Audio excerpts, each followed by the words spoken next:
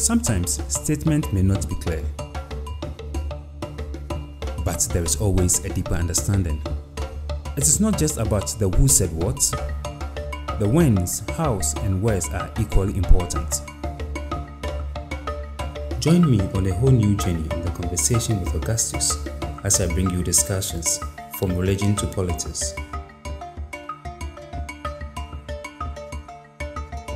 health to economy, humanity to social activities, among many others. Conversation with Augustus knows no foreign borders. The show comes to you every Wednesday at 6:15 p.m. GMT on our YouTube channel Conversation with Augustus and on Radio Angelus www.radioangelus.com.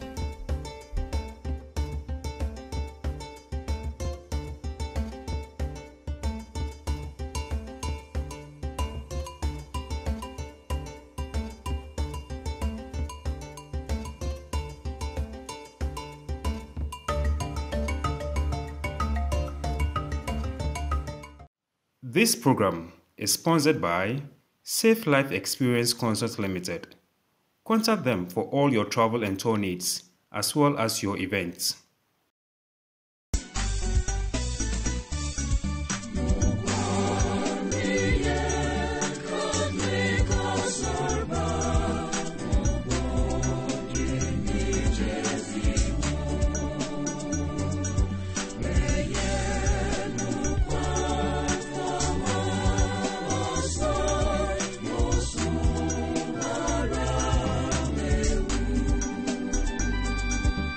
Welcome to the conversation with Augustus. I hope you are doing well. Last week, I promised you that I'm going to bring you the continuation of the interview I had with Reverend Father Ebenezer Kofi Hanson, who is now working in Otikope in the Keta Akache Diocese, Ghana. But before I bring you the interview, I would plead with you, if you have not subscribed to this channel, to please do so and click on the bell beside the subscribe button so that whenever we post videos, you have access to it. You'll get the notification. I would also plead with you to share these videos with your friend. He made some interesting revelations, which in this interview, we are going to talk about it. Kindly enjoy. So, Father Hanson, thank you very much for sharing with us your new path of life, your vocation ministry. Still, you're a priest, but the vocation ministry as a missionary priest. So now let's look at your dressing. We know that some priests put on the white, okay, but your cassock now looks a bit different from what we know. Are you now a Franciscan? Because I know your dressing looks more like a Franciscan, if I'm correct to say. And what's the inspiration with that? Oh, okay. So, to just a point of correction, not only Franciscans wear a habit with a hood. Yeah, I know the Dominicans also standard, have something of that sort. Yes. Yes. Even the monks, the Benedictine monks. I mean, something that is a standard that, but we are used to the Franciscans. That's why I'm sure you are alluding to the Franciscans. Yeah, I came here with my white cassock. I left with the cassock. I came with about 2 or 3 cassocks. Because I said in my mind, I was going to stay just for about a month and go. I came with cassocks. But when things had to turn the way it is now, and most of the time people like to wear mufti here and there. I also believe in keeping identity as a Catholic priest. Not to come and disguise myself in any way. That helps you to keep yourself at bay and focus on what. So children are coming to you, toddlers and all that, they come to you, you are doing this, you are doing that. In fact, even going to carry water, because I did some small gardening. As I said, I brought the seed. So I had to now start some gardening after about 2 weeks or 1 week when I had spoken to the bishop. And I felt that even if I had to leave, the garden will be there for somebody to use. So I realized that they were all getting stained at one or the other point. And even when it comes to moving about in it for such works, it's not too comfortable. So I stayed almost all the castles, and that was one. So I was praying about it. So what do I do? And this is what happened. You can call it a miracle. I knew that in 2016, the last time I had that conviction about moving to solitude, I saw myself in a brown habit and a white, of course, white center. And I asked the Lord, why brown? And what he said was humility. Humility. So I thought of it, but Okay. how to know about it? Who was going to sew it for me was the issue. So this one of my directees, apparently came to visit me, and uh, she told me that she had ordered for cassocks for me, 2 cassocks for me, and I was like, oh, have they been sewn already? Otherwise, I think where I am now, cassock will not be the best to do. So we could do something like a habit. Yeah. So that's how come I started wearing this. So when I met the bishop again, he came up. I explained to him the reason why, and he said, "Okay." Okay. So, but again, as a seminarian, I was wearing cassock. They gave me cassock in first year philosophy, and I wore cassock for 8 years before becoming a priest. I'm discerning to be a hermit or a monk. Okay, so if I have to discern to be a hermit or a monk and live in solitude, I could also identify myself with them until maybe the day I will say that fully I am or otherwise. But for me, as I am today, if I have to come and live anywhere, I have to adapt to it. So that wouldn't be a problem. If I have to go somewhere, I have to wear something different. It shouldn't be a difficult thing at all. Yeah. Uh-huh. So, So that is Father, that. let me ask you this. Have you formally make any application to any of the monastic life to join any of the monasteries? No, not yet. In fact, I had offers from Wales. I remember, yeah, Wales. I had an offer from Wales. Even in Lithuania, she took a picture of a room in a monastery in Lithuania and showed it to send it to me. That the abbot said that when I go there, that's where I will live. You know, I have, in Ghana, I'm very close to them. The monks in Ghana, the Benedictine monks in Akwapwa, in Chiman. I used to visit them. I used to go there for retreats, right after ordination, even before ordination. So I'm used to them.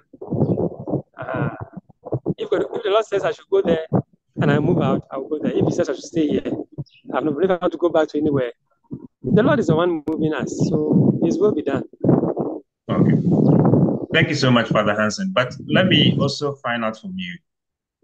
You now living in quotes, let me say, in the forest or in the bush, okay, where you've made your home now, right? That's why we are having this conversation from. I can see a poly tank right behind you, and I can see some of the land. They've cleared some of the land. What's happening? What are some of the transformation you've been able to bring to the place? Well, I don't think I have brought transformation here, except that God is the one doing it through our mother's intercession and people of goodwill.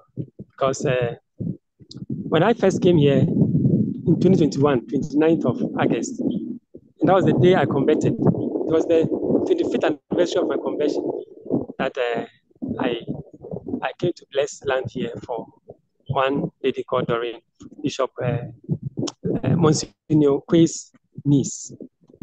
She had acquired land with one friend of hers here for farming. So she wanted me to come and bless the land for her. When I came and I was blessing it, then I saw the vision of like development, school, hospital, and other, structures that makes for a community. So I informed them, the natives, the owners of the land, So coming here, when they gave him the land, surely was for the purpose. But because I came and I didn't have in mind staying here, but going to Yendi, I don't think I connected my mind to anything. But when, thanks to His Grace Archbishop Kofi and Bishop Kumaji, and of course those who have supported priests and lay religious persons, having stayed here and knowing that I'm here now, I think only last year efforts were made in prayer. After fasting for the whole of Lenten season 2023, on Holy Thursday, I had a visitor who was bent on spending the Triduum here in this bush, no light. And he came and offered me money for a borehole for the community. And then contributed with others to get solar pump on it. Wow. So thanks be to God. Here, they know that it's very salty. The borehole company said that, no, this area, you can't get water, but it's very salty, you can't drink. And they all know that you can't drink the water. But here, this water, at least, is mild, and we can drink it. Even they were to come and survey the land. Where I pointed is where they had much water. So I didn't even pay for the survey again, because where I pointed was where water was. So I would say it's a miracle again. Yeah. Yes.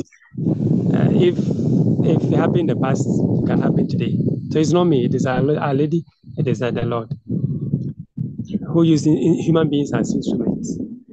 So that is one thing that has helped the community. So whether rain or shine, drought or not, they have water to fetch and use in their domestic homes. That is, and then also a Good Samaritan came to help with solar panel for lighting system on one of our structures, but there are two now. So at least with battery. So what it means is that the whole community now comes to charge their phones and otherwise we're all going to Japan. It's about 15 kilometers or so. I used to send my phone sometimes, and it will take about 3 or 4 days for it to be brought back. Wow. 15 kilometers from here to Japan. That's the distance from 15 kilometers. Yes.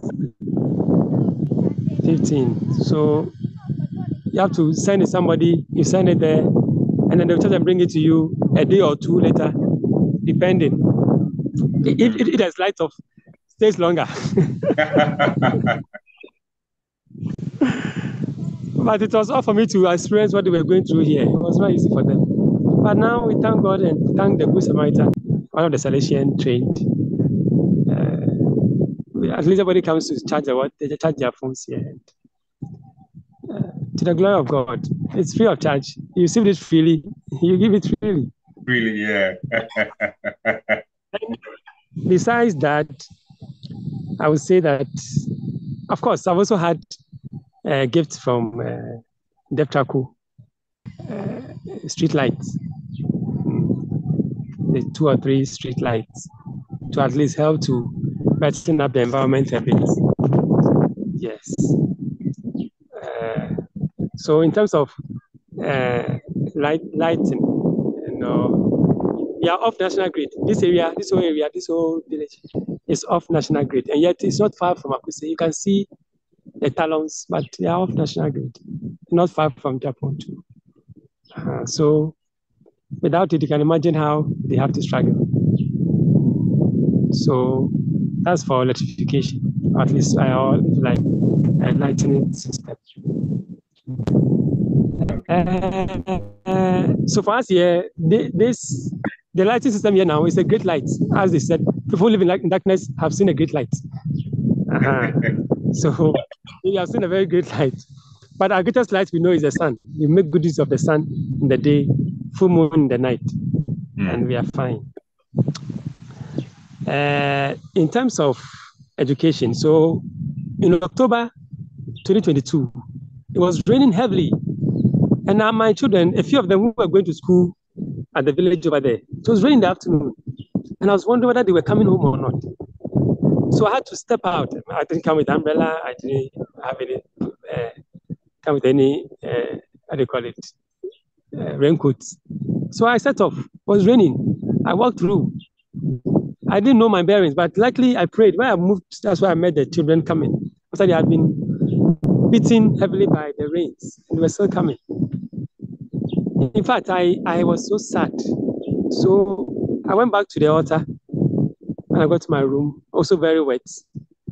And I prayed to our mother that she should touch people to come and help the children here to have a school, at least a simple shelter to put themselves in. Because we're sitting under a tree, those who are not going to school are teaching them under a tree, but those who are going to school had to go that far. So what you're seeing now, God being so good, good Samaritans have come around asking and hearing about Father Hanson in the bush, as you said, or the forest. So they came around and they have decided that they want to support in getting at least a structure for the children. So that's how come you can see the place cleared. So we are digging the foundation. That is why some people have made to also help the community. Again, it's me because I don't have one city. I don't even have a bank account, so it can't be me. So it is God. It was our mother. It is those who have been touched and want to support. And I thank God for their lives. Maybe that God will see them through. So these are. There's another area of, if you like, healthcare. So far, I've gotten some health practitioners who have helped with donation of some first aid items and drugs to manage them when they come. So more or less, you're also a kind of a village doctor. So they come in, they're having headaches, they're having malaria. They come in and we try to help them with some first aid. If they have to go to hospital, we help them. If we have the means of transportation, we give them, or to pay for their bill, we do that. And there is one medical person in Ashaman who has offered to run labs for free of charge for cases here. In fact, he's hoping to come next to run health screening free for them. And all their health insurance. And those who don't have it, we have renewed for them. Those who have it in us expired long time. Those who don't have it, we have gotten them one. Those whose have expired, we have renewed for them. I must say this: my classmates from Peru, they visited last year around this time. They visited, and yes, I think today is exactly a year. Wow, interesting. It was a Friday, yes. So they visited and they left money with me to help to renew their health insurance and to get them new ones. I must place this on record. You see, they didn't blow their trumpet. All these people I'm talking about, none of them has put it on social media or have gone out to trumpet their. But even though Christ said they shouldn't, those whom we did good to, they went and said it. So yeah, they are not blowing their horns. We have to acknowledge it. So I'm acknowledging them. They did it quietly, but I mean, I have to also acknowledge. So they should forgive me if they don't want it, and I have to say it. But, however, when I had to do it, the young man also decided to take it over. So that money that would have been used to do it, he had to use it for something else for the children. And I informed them anyway about it. So these are some of the interventions that we've had here. We have farms, so maybe you can see behind me, Good Samaritans have helped. Once the land has been cleared, we decided to farm around to help ourselves and others. So with the vegetables they don't have, they can Otherwise, they are used to, villages, they have one main staple food they may eat over and over again. So the children, we feed them once a day when they come to school, we feed them. So we share with them actually. Yeah, like something happened when I came here. I guess when I came, it was not raining. Here it doesn't rain much, actually. It's unfortunate, but though there are a lot of trees here and all that, there are mountains around, it doesn't rain. So when it's raining elsewhere, here it may not be raining. So they asked me to pray. And I prayed the rosary, walking through the town. It started raining. On 27th of August, it started raining. It rained to December, which was for the first time happening here, because usually it was a scanty season for the second season. Then their cassava was getting rotten underground. So they came to me that I should pray for it to stop. And I was like, you said you wanted rain. God gave me rain, you say it should stop. I went to the altar, the Blessed Sacrament, and then Jesus and Mary. And I told them, St. Joseph too, and I told them about it. But while praying, a voice said to me, let them turn their cassava into gari. And my brother, that same evening, a woman who didn't know where I was, probably thought I had gone to, because I hadn't said to people that I was here, sent me, is it 2,000 or so, 1,000? She didn't know where I was. It was the first time the woman sent me money. So I decided to use it to buy a grater, cassava grater. Okay. More one. Thanks be to God, just helped us in this community. So our gari factory began, local gari factory. So I got cassava, I bought it from them, their own cassava. We started doing agriculture, doing gari, just helped many people also in this community and elsewhere. So kind of, there's a kind of an intervention in the area of doing something, and that brings the women together. Yeah. Yes, the women together. They are very hardworking. They start working in the morning, they end sometime in the night. It tell them to stop, they won't stop. The energy we do, they work on their own farms is what they do. But also I made them own it because it is their own project for me to equip them, empower them. The children come together to school, Fulanis and then the natives. There's always tension usually between such people. But now they are playing among themselves, and then they are gelling. Their parents who come together to work, both Fulani and natives. So peace is being fostered in the course of this whole mission, which for me I thank God for, if you ask me. Unfortunately, because of this same issue with ECG, you don't have. I mean, somebody has offered cornmeal, a big cornmeal machine, but because we are off national grid, and our solar system is only 2 kilowatts, you cannot power it unless you have a very big solar system. The machine is in Accra, they cannot come here. Meanwhile, the women here sometimes they walk 2 hours to Fuduku, or 2.5 hours to Fuduku, or to Japan to grind their meal and come back. But you don't have money to maybe join Okada. Okada is expensive. Here, what works is Okada. It's very expensive. I thank God that, okay, of course, you have been blessed with, how do you call it, tricycle. So sometimes when they're going to markets, we help them to go with, but it's not always that it happens. So these are interventions people have started to help them with. But even that, like somebody said, is it great Ampon said, well, yeah. Do you receive visitors? And if someone wants to visit you, what's the channel? Oh yes, I receive visitors. Actually, when I came here, because I didn't want any attention, because as I said, I was tired and I didn't want people to follow me here. That's why I didn't say anything in Accra. In fact, His Grace offered to give me a place in Accra to rest. He even asked me to choose the place of my choice if I wanted to really rest. And I must thank God for his generosity. But I just explained to him that, Your Grace, wherever I go, people follow me. That's why I needed a place that nobody knew me and there was no Catholic here. So I had to close myself to people from coming here. So initially, the impression was that I was not receiving any visitor.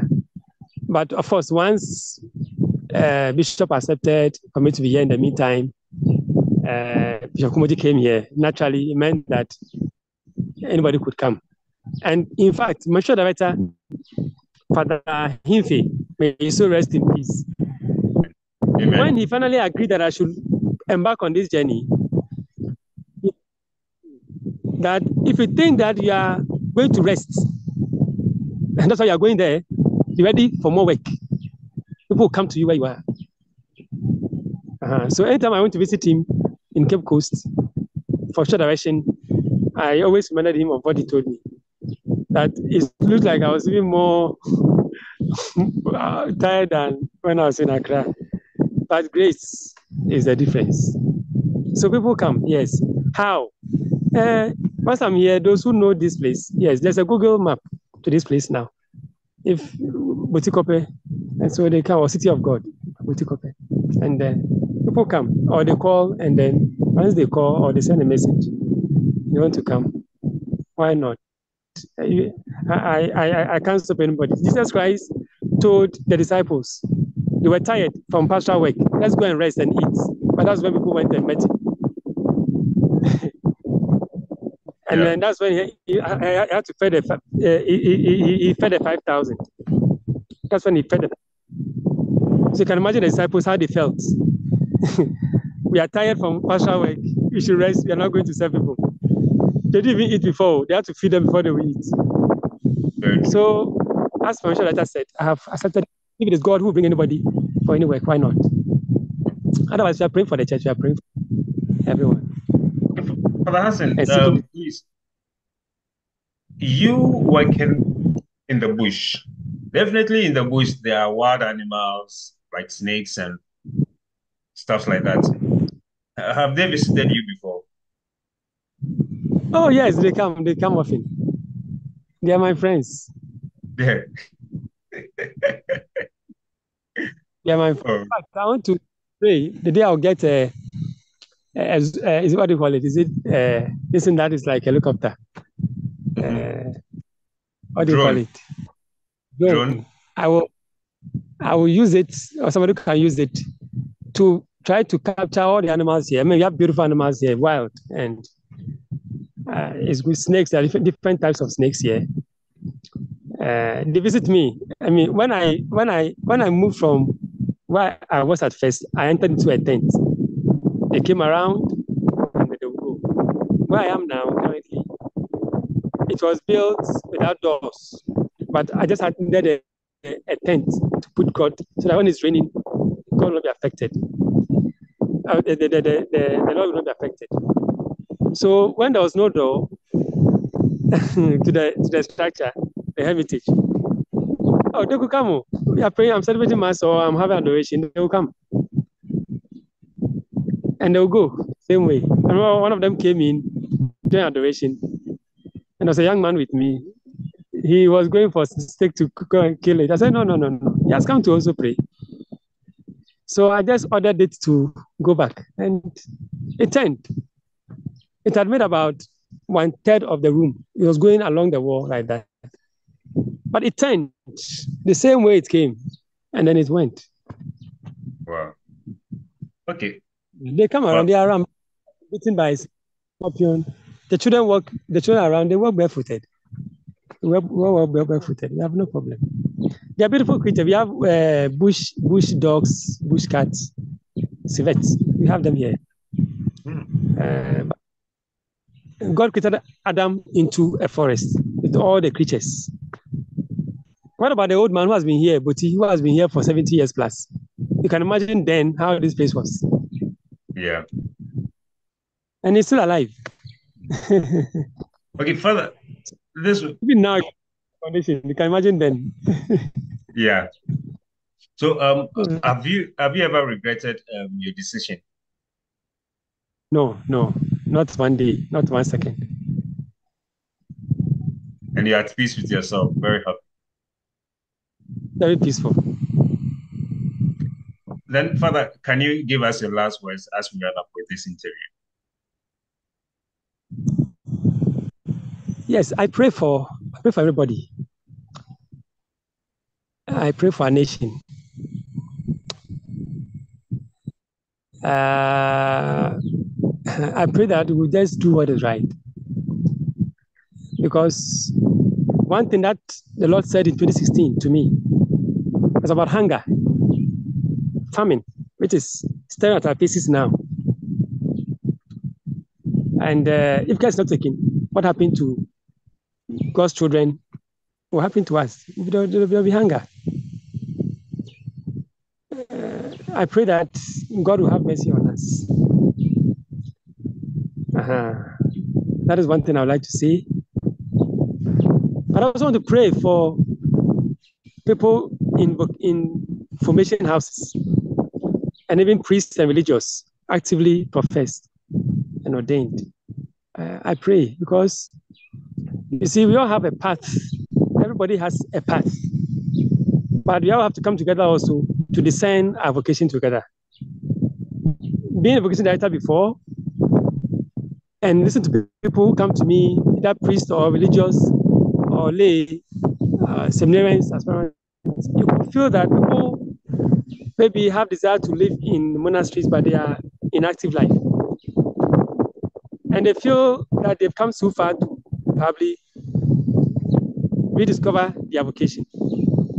There are those who can see that probably they've gone into marriage life not because of anything, maybe because of the order of the day, but they would have been probably very good materials for religious life or priestly life or even single life. When people don't know where to turn to, people are having cramps. I call it spiritual cramps. Let's pray for such people. That's my prayer, that people will come out with the help of the church. And people think that the church doesn't encourage innovations. It's not true. It's not true. Our bishop had every power to have suspended me if he didn't like any innovation. But I told you what he said to my family, that it is vocation within vocation. And he told me myself personally. So we shouldn't think that the church is not there to help us. The church is like a forest. Every kind of tree is in it. When you are fine, you may see only one or giant ones. When you get into it, you see small ones as well. We have had hermits in the past. The prophets were hermits. John the Baptist was a hermit. St. Anthony of the Desert, hermit. Saint Benedict, he was studying in a university. His mother had died. His sister was taking care of his father. When he left and went to live in a cave, today we say monks, he is the father of modern monks. Saint Pachomius, we have the likes of Saint Pachomius. Okay, so the church is not also too quick to accept anything that comes. We should also learn about that. When somebody is having a gift and the church says, hey, stop or wait, people think that it means the church is against it. No. The church, we want to journey with the person patiently till they realize that, oh, maybe another time we can talk about this journey I have made. So I can only thank Archbishop Parker, who began this journey with me, Archbishop Kofi, and auxiliary bishops, and other priests, religious, lay people, Bishop Kumoji, Father Awi, especially the parish priest of Japan, and the assistants, Father Kombi, and the one who was there before. All the lay people have challenged me. In those years also, the chief and the people who saw God in me as a stranger and saying that they will offer land this big for development by the church or by people of goodwill. May God bless everybody, and God bless you also for this encounter. We pray that the story is not about Father Hanson. The story should be about God. It should be about the Catholic Church, the body of Christ. The church is still working as missionary. So if I'm not here today, somebody should come and continue. So it's not about Father Hanson. No. Thank you so much, Father Hanson, for your time on the conversation with Augustus. We'll come back again and then we'll have a deeper conversation with you as the days goes on. So thank you very much you too for making the time to watch the conversation with Augustus. We appreciate it. If you have not subscribed, please subscribe and share. And let's share the good news of Father's work in the Kitakachi diocese where he's working now. God bless you for watching. Thank you very much. Have a blessed day. Sometimes statement may not be clear, but there is always a deeper understanding. It is not just about the who said what. The whens, hows, and wheres are equally important. Join me on a whole new journey in the conversation with Augustus as I bring you discussions from religion to politics,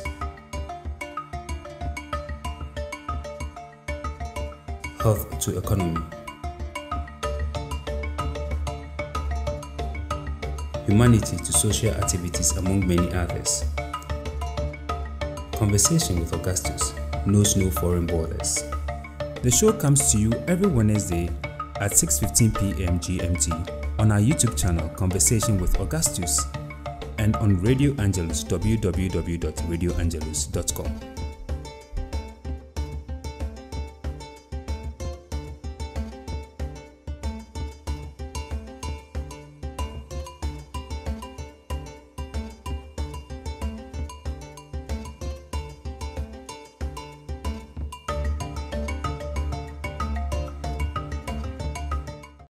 This program is sponsored by Safe Life Experience Consult Limited. Contact them for all your travel and tour needs, as well as your events.